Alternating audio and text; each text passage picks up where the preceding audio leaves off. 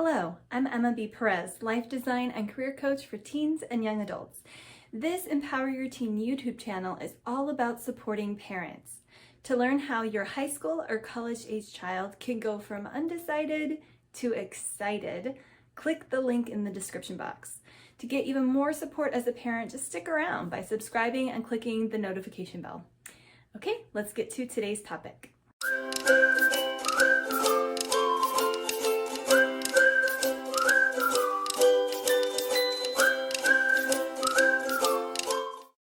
Welcome back to Empower Your Teen. I'm Emma B. Perez. This week we're talking about how to help your teen make solid decisions for their future. And today we're joined by Dr. Marti Erickson. Now, you might be familiar with Dr. Erickson from her popular podcast, Mom Enough, which she co-hosts with her daughter, Dr. Erin Erickson. Before this, she's had a long career as a leader in her field. She sought after to write, to speak, and to work on significant projects.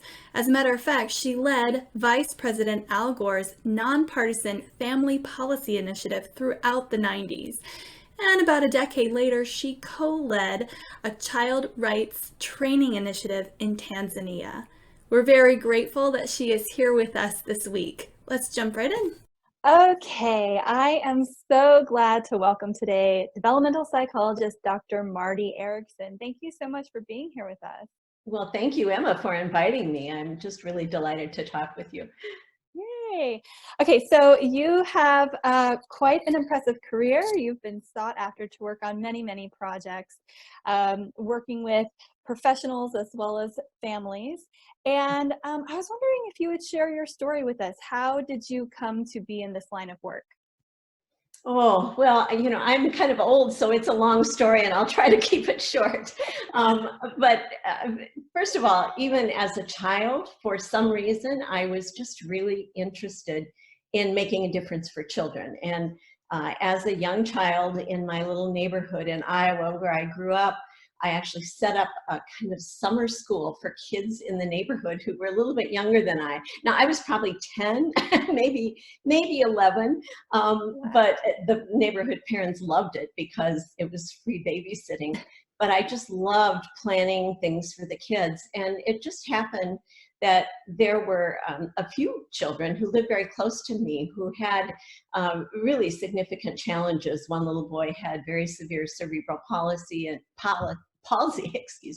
cerebral palsy, and couldn't walk, and crawled on his elbows and knees, and he was just the sweetest, most determined little boy. And then that was just after the big polio epidemics in the 1950s, so there were a couple of kids who had polio and were dealing with issues in the aftermath of that.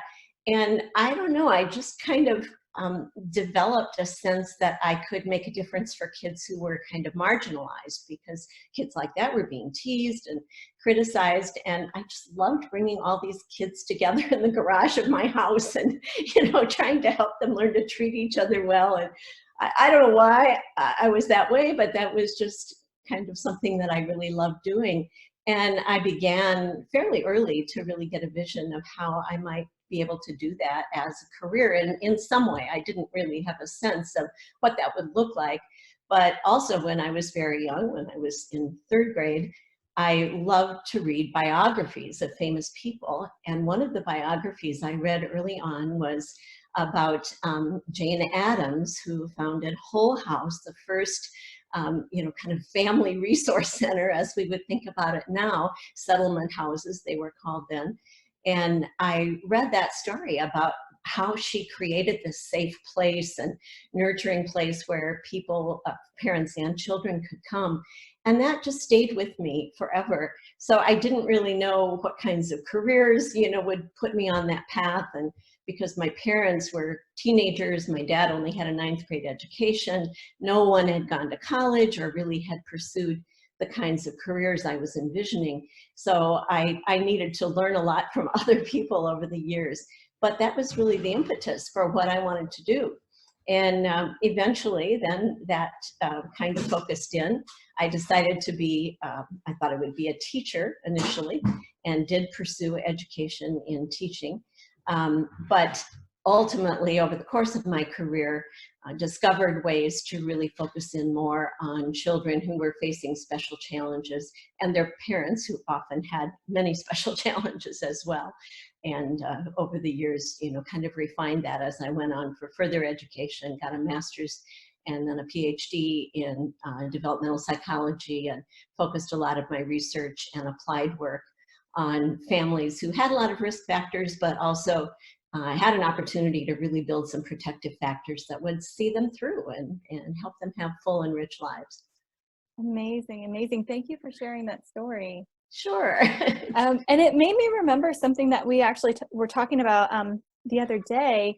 You were telling me about talking with your grandchild, I can't remember, granddaughter maybe, about how different your experience going into college was from how it is today. Yes, yes, absolutely. And, as I said, my parents were young and they didn't have an education, and I didn't really have anyone in my family network to get any guidance from in that regard. And I also didn't have anyone in my high school, which is kind of amazing to me. No one ever talked to me about college, for example. And I was top in my class and had a lot of activities and good test scores and that kind of thing, but nobody ever really talked to me about college. And I didn't, I don't know, I guess I was really ignorant and naive because I didn't think about seeking someone out. I just kind of thought it was on me. And at that time, I certainly wasn't aware. And I think a lot of people didn't think about, the myriad of choices that exist out there. And so in some ways, it was relatively simple, although in retrospect, my options were kind of limited because I didn't know any better. But they turned out to be very good options for me in the long run. And I can say more about that if you want. But with my granddaughter, who's a sophomore in high school, a 15-year-old girl, I look at her life, and first of all, the massive number of choices that kids face today, and just how big that whole college choice has become for people. And secondly, the incredible pressure and what I think are really very narrow ideas about choosing a school. And I'll give you an example. That granddaughter's younger brother is in 8th grade, and he's a very smart, creative kid, a little on the edge, always kind of pushing the boundaries, but he has this idea that MIT is the school for him. Well, he really knows nothing about MIT other than its reputation and, maybe its strong emphasis in STEM areas and engineering and so on. And that might, in fact, be a great place for him. Whether he could ever get in is a big question, as it would be for almost any child. But I think that the tendency to grab onto these big name schools, to think about the Ivy Leagues, to think about a kind of smallish number of schools that really have a lot of prestige attached. And that pressure, a lot of it comes from parents, some of it comes from peers, but I think it precludes children really developing a full understanding of what the many options are and how to hone those down in a way that's going to help them find the right match for them. Now, the college I ended up going to was a state school in Iowa, Iowa State University. Turned out to be a fantastic school. It's a very strong research university, and I got a great education. But it's not one that, always rises to the top if people are just thinking about the big name, prestigious schools. So I think it's a really different era today with all of that pressure and with more emphasis on status, maybe particularly among affluent families or middle class and upper middle class families. But I think that really is unfortunate for kids because there's so many great schools out there, and some that are not as well known might be just the wonderful match for a particular child. Right. I agree with you. We look at name, but there's so many other factors to consider to find the right place for someone. And I did want to ask you, so a lot of the families that are going to be with us on this series are trying to help their teens make decisions for their future. So maybe their teen has a few options, maybe their teen has gathered many, many options for their next steps after high school, and perhaps they're feeling stressed about picking the right one. How do they decide? How do they pick the right one? Can you give us any guidance on how to help our teen make some decisions for their next step? Yes, and I think first of all, you start not by looking so much at the many options for higher education, but you start by looking at yourself. And so I think parents really need to support their kids, and starting before they're even close to making that college decision, help them develop self-awareness. What are the circumstances in which they feel confident and good and joyful and just comfortable in their own skin? And think about where they'd like to envision themselves living. Maybe there's a certain part of the country that they're really drawn to. College is a great time to explore that. Thinking about whether they would really like all the options that a large university or maybe an urban university offers, or if they'd rather be in a smaller community, both the college itself perhaps, but maybe in a small town. Thinking about the kinds of recreational activities they want, as well as the kinds of academic programs that are strongest, that will suit them if they have some idea of their career intents. Kids don't always have that in high school, and it can certainly change a lot over those years in college and even after. But I think it's a matter of really looking at who they are and thinking back about what they've experienced in middle school, in high school. What are those things that really light their fire? And what are the situations that really allow them to flourish? And those then will guide you in narrowing down those many options and kind of thinking about geographic location, type of school, and then choose from among that range of options. Great. So you've mentioned to me before something called reflective decision making. Yeah. Can you tell me a little bit more about that? Sure. And I think we live in an era when reflection has kind of fallen by the wayside, because we live in a technological world where we're used to, getting an instant response, and our brains are conditioned to do things very quickly and sometimes very reactively rather than reflectively. And so I think with children, even early in their development, it's very helpful to engage them in making difficult decisions and supporting them in reflecting on the options. And what I just described about developing self-awareness and looking at the options of schools, that's one example of that. But it also might be how you are going to handle your allowance when you're younger, and being reflective about what this money can do for you. Are you going to buy something that you impulsively want right now, or are you going to save towards something bigger? Are you going to share some of your money and have I like when people have these 3 piggy banks: the share, save, and spend, and make those kinds of reflective decisions with money, involving kids from an early age in reflective decisions about what the family's going to do. Where are you going to go on vacation? What are the things you're going to do while you're there? I remember taking my kids way back, and in more recent years, taking my grandchildren to San Diego, where we actually now have a vacation home. It's a wonderful place to be. But I was really interested in the way my grandchildren a few years ago decided how they wanted to use their time out there. Now, we're about a 45-minute drive from Disneyland, and SeaWorld is even closer than that. And there are all these kind of big ticket places, and the kids have liked to go to those places.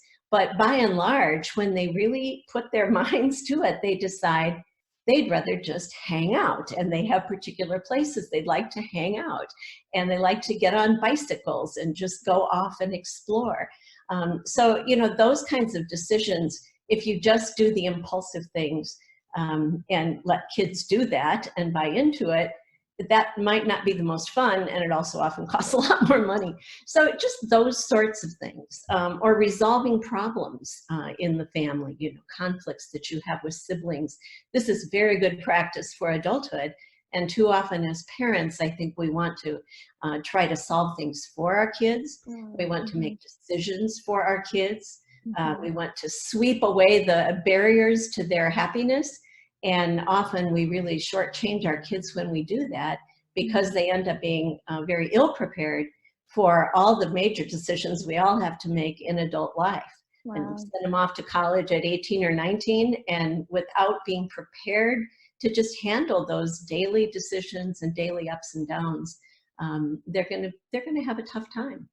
Wow, how amazing. I love that idea of bringing them into decision-making process for things in your family, even if it's just a vacation, or even, if I've heard this before, if a kid doesn't follow the rules, what should the punishment be? Giving them the chance to sort of be a part of that gives them this sense of control over their lives, teaches them how to make decisions. I love that you said that. And what an interesting way to get to know your kid in a way that you maybe hadn't thought of before. They might surprise you, right?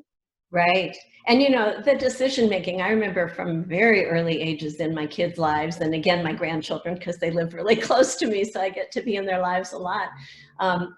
I would take them to the grocery store and engage them in deciding what we would buy, and reading labels and comparing prices and that sort of thing. Wow. So lots of little things you can do. Yes, and I love that you brought up the topic on money, which is something that I talk about.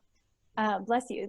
That's something that I talk about as well with families, is going ahead and talking about money now, because college has become a major financial decision, right? So it's not just a decision about how they're going to spend the next couple of years. It is a major financial decision, and so this can be a lot for young people.